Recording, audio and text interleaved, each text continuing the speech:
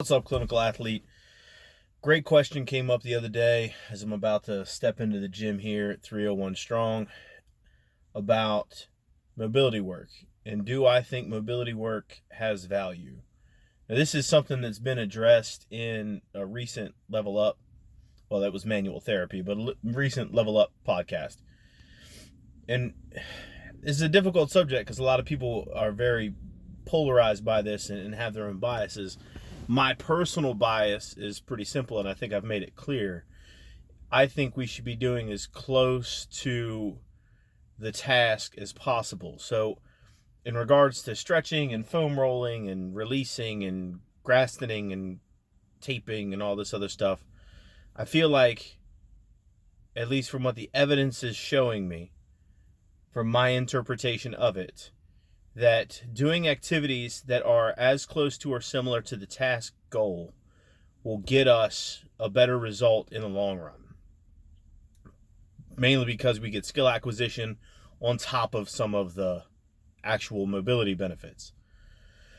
With that being said, a lot of the research when it comes to foam rolling and all this stuff shows about a 5-minute long or a temporary physiological effect, that neurophysiological effect, if you will. One that I don't really buy into, mainly because it's training time, or it's time spent during training that's not necessarily building that task. But some people get enjoyment out of that. And that is where I'm going to go with this. And one thing I think needs to be communicated, because the way this question was framed to me personally was, do I feel like things like yoga are valuable? And I do think things like yoga are valuable, but not in the way that a lot of people would think in regards to mobility increases. Well, stretching and that stuff, it feels good. And we do also have to ask the question, before I get ahead of myself, we do have to ask the question in regards to load. In some populations, or for some individuals, is stretching actually enough load to create physiological change? And I would argue with some people it is. And that's something we have to keep really, really clear. I am very big on load. Using load to increase mobility, strength, perceived skill, a whole bunch of other factors. However, in a very sedentary population, or other populations that I'm not even going to sit here and list, general stretching can be enough load to actually create physiological change. So that's another thing that we have to kind of consider here. But in regards to something like yoga, there are other benefits beyond mobility that we have to take into account in regards to assessing its value. There is a personal attachment to it for some people, where they find it beneficial. It's a very positive experience for them. It's something that gets them moving generally and enjoying physical activity. Those are all big bonuses.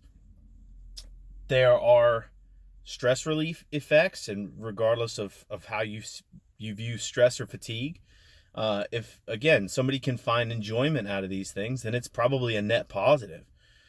The big thing that I have with it is, and most of these things, is substantiating claims. So the end of her question was, I feel like I was lied to with all the new information that's coming out. And I wouldn't say that you were purposely deceived. I think it's misinformation. Now, if you've read the short book on bullshit, that actually may be worse than actual lying. But really, it just comes down to, is the information available at the time that they were using? Was it valid, or did they overstate a claim? And a lot of the times with this, we're just talking about people who overstate a claim. And some of these individuals, in regards to this movement in particular, have revised some of those statements. Some have gotten further entrenched and make even wilder claims. But that's a whole nother rabbit hole we can go down. So if you guys have any more questions, hit them up in the comments. Scream and yell at me and tell me I'm biased in my own way. I'll accept that. I understand. And if you want references or anything, you can send me a personal message or rant at me in the comments as well. So, see you next time.